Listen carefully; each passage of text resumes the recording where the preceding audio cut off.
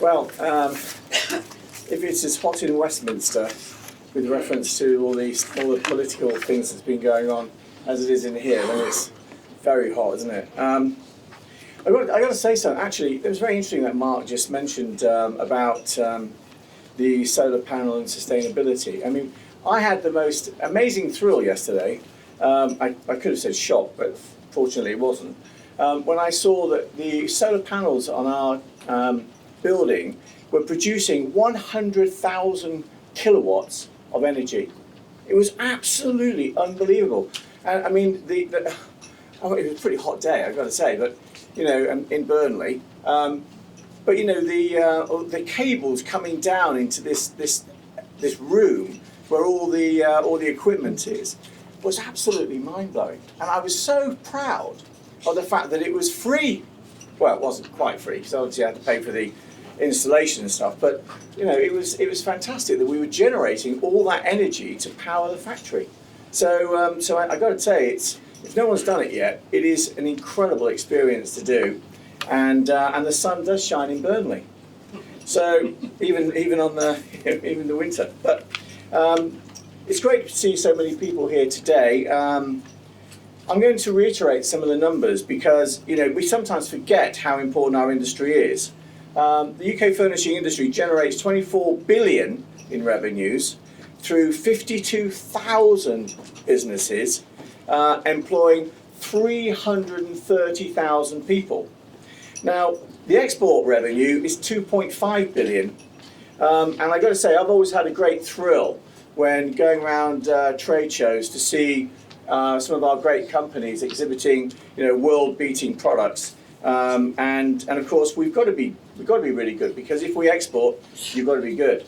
There would have been a few more people here today to witness it, but of course, you know, the difficulty getting down here was quite difficult. So thank you all very much for coming. All those people that actually made the effort by whichever transport method you used. So undoubtedly, our industry is an important sector that competes globally. And I'm very proud of being the master of the furniture makers, because we do everything we possibly can to promote our sector at every opportunity. We work with government, and we work with trade associations to further excellence, education and skills. Skills such as creativity, which is defined, if you don't know, as the generation of new ideas.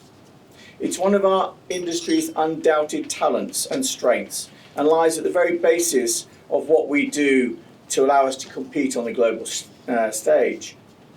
Creativity properly employed, carefully evaluated, skillfully managed, and soundly implemented is not only the key to future business success, but to national prosperity. Sustained success in business increasingly depends upon creative innovation, exploiting new ideas and opportunities ahead of the competition. It's common for all those in business to see creativity and related areas of design as largely concerned with aesthetic considerations such as style and appearance. But while these are important considerations, they are just a very small part of the whole, because creative businesses, of which we are creative throughout. As well as being the path to new products and services, creativity is also a route to greater productivity, whether through higher value products and services, better processes, or more effective marketing, simpler structures, or better use of people's skills. In the Price Waterhouse Industrial Review, it was noted that the top innovators generate 75% of their revenue from products that didn't exist 5 years ago. That's a really interesting statistic, and one that I actually held up at the board meeting yesterday to our design director and said, did you realise that? We regard ourselves as innovators, but do we really generate 75% of our revenue from products that didn't exist 5 years ago? Interesting thing to look at. However, the ability to innovate in turn depends on the availability of creative skills. And we are concerned that access to people with these skills is becoming much harder. As many of you will know, I have always been a passionate advocate of our industry, and I and others are very concerned about the skills gap we are facing, which will eventually stifle growth and our global competitiveness. The Furniture Makers is working with our industrial colleagues to address this gap by engaging with schools, colleges and universities at a national and regional level to encourage young people into our industry. We are working with education providers to ensure that the correct skills are being taught through degree level, T-levels and apprenticeships. Our vision is for a thriving British furnishings industry with a talented workforce.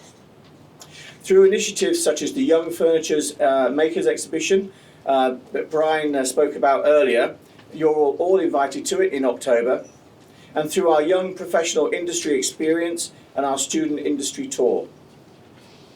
We are also developing a skills portal to link young people to opportunities within our industry. Should any of you wish to be involved with our regional or national skills initiatives by joining one of our regional committees, then please do so. Let the office know, and we'd be very pleased to introduce you to the people that are chairing those committees. So thank you very much indeed for coming to our annual Confederation lunch. I hope that you have been able to use the event to meet new people and to network with existing ones. I'd like to thank Mark Eastwood for chairing the all-party parliamentary group. I'd like to thank all the other members of the House for visiting today. The new Bays Minister, Jane Hunt, thank you very much. Thank you also to Minister Scully for your enlightening words. Thank you to Jonathan Hindle, Chairman of the BFC, and for all the hard work you put in behind the scenes.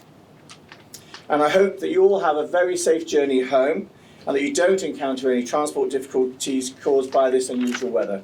So thank you very, very much for coming, and it's been a pleasure to see you all. Thank you very much.